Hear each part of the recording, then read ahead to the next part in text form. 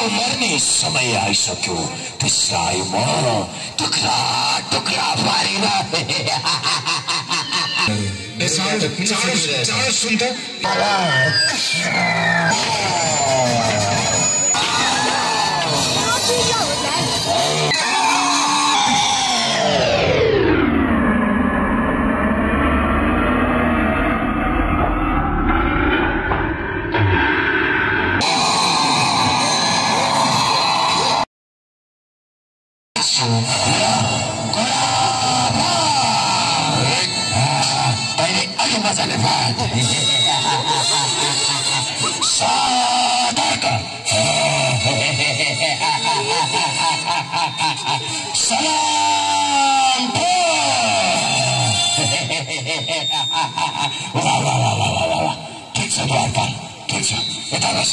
मेरा सेना हो तिमीहरूले के गर्यो भने त त्यो कृष्ण पक्कै पनि मर्छ र अब त्यसको मर्ने समय आइसक्यो त्यसलाई म टुक्रा टुक्रा पारेर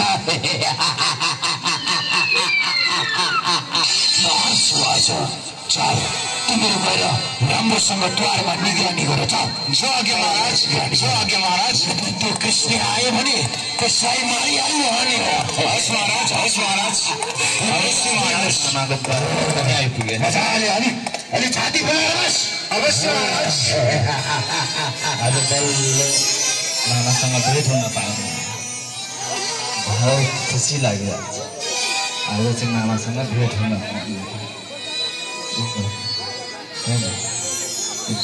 डुडो त त्यही पनि बाटो छेकेर बसिरहेका को हो तिमीहरू चाँडो सुन त यही त होइन कहीँ कृष्ण यसलाई जान दिनु न यसलाई मार्नु पर्छ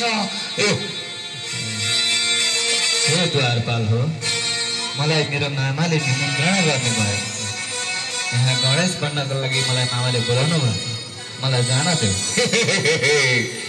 भित्र जानुको लागि महाराजको आज्ञा छ हामी दुवैसँग लडेर जान सक्छौ तिमी नत्र जान सक्दैनौ द्वारपाल हो यदि तिमीहरूलाई युद्धै गर्न मन छ भने ठिक छ आओ युद्ध गर म तयार छु साँच्चै त हामीसँग लड्ने जस्तो सानो फुच्छ भयो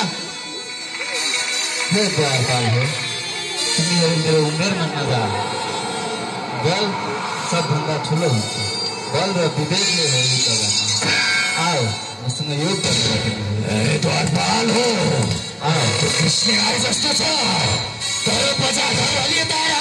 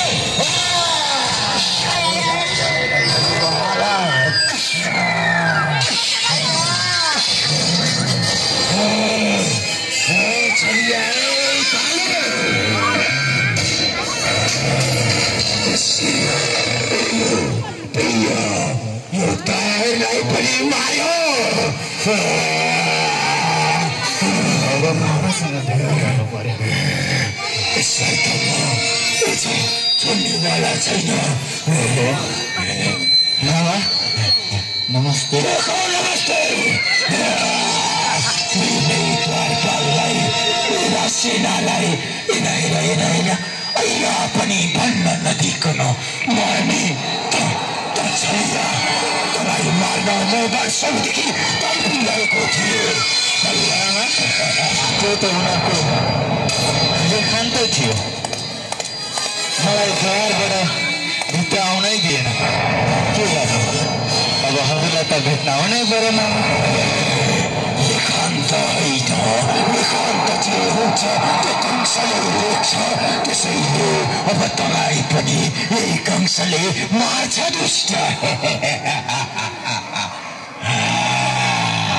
मर्छस्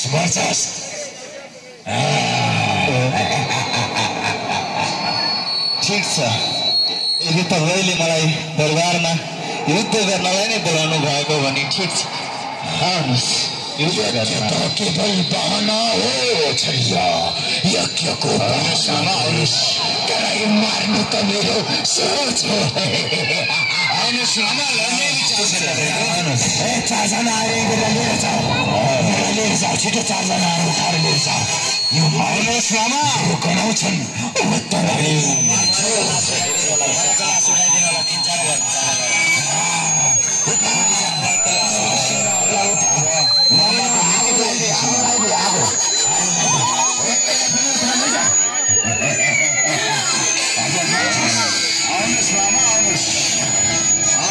तपाईँसँग लड्नुपर्छ।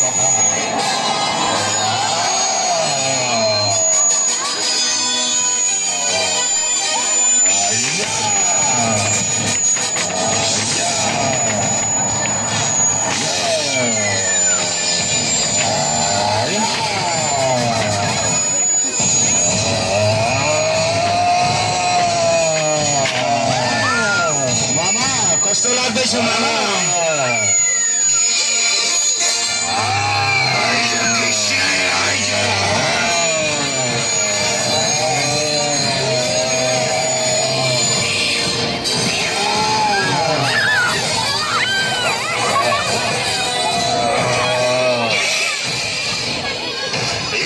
जादू रहेछ।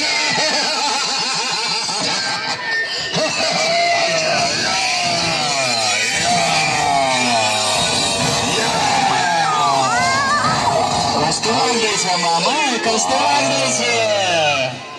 तपाईँलाई पुगेन मामा?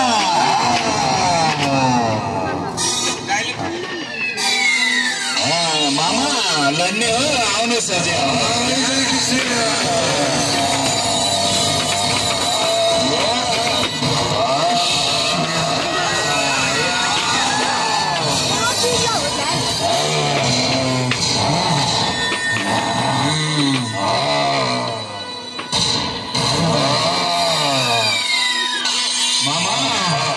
मामा लड्ने हो?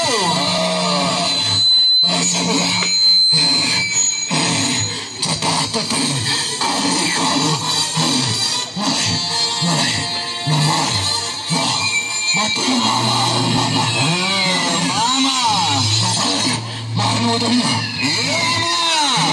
मेरा दाजुहरूलाई, साना साना दाजुहरूलाई कुनै माया नगरेर, प्रेम नगरेर यता साना बालबालकहरूलाई मारेर होइन तिमीले?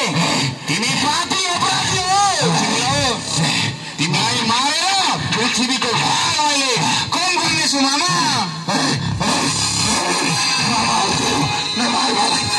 मार्नको लागि